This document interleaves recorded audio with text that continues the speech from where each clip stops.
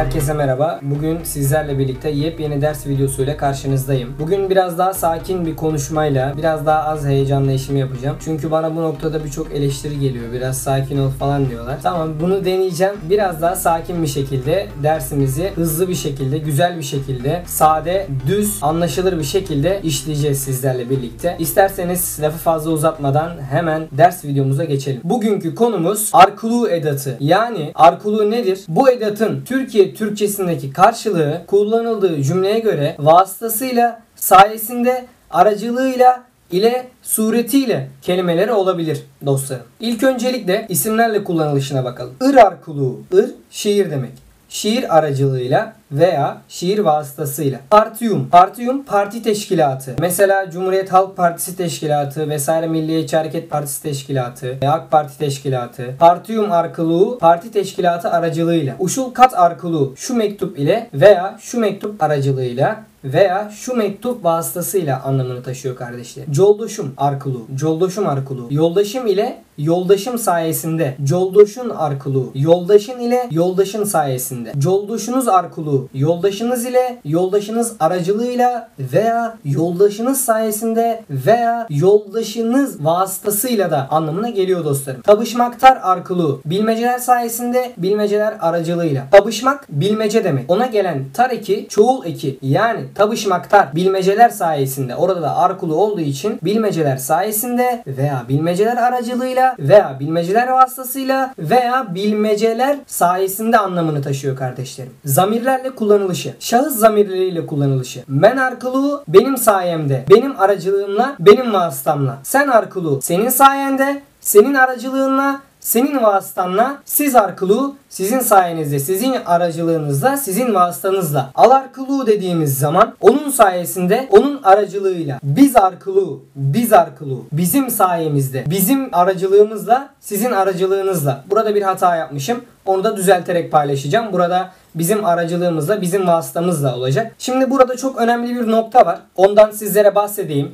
Sizler arkuluu, sizler sayesinde, sizlerin aracılığıyla. Sizler arkuluu, sizler sayesinde, sizlerin aracılığıyla. Şimdi Kırgızca'da şöyle bir şey var. Sizin karşınızda çoğul olarak mesela arkadaşlarınızın ortamına girdiniz. Bu arkadaşlarınızı tanıyorsunuz. Bunlar sizinle aynı yaşta veya sizden daha küçük. Onlara sizler diye hitap edebilirsiniz. Ama karşınızda tanımadığınız, sizden yaşça büyük biri varsa ona saygıdan dolayı sizler diyeceksiniz. Anladınız mı arkadaşlarım? Çoğul bir halka hitap ediyorsunuz ve sizden bunlar yaşça büyük. Diyeceksiniz ki sizler kandaysızlar. Bakın, sizler nasılsınız? Türkçedeki anlamı bu. Ama Kırgızcadaki bu saygı. Sizler ve sizler arasında bir saygı çerçevesi var. Buraya dikkat etmemiz gerekiyor. Alar arkuluu onlar sayesinde, onların aracılığıyla. İşaret zamirleriyle kullanımı. Al arkuluu onun sayesinde. Bul kitap arkuluu bu kitap sayesinde. Oşol kişi arkuluu. Oşol kişi arkuluu o kişi sayesinde, o kişi aracılığıyla, o kişi vasıtasıyla. Bular arkuluu bunlar aracılığıyla veya bunlar vasıtasıyla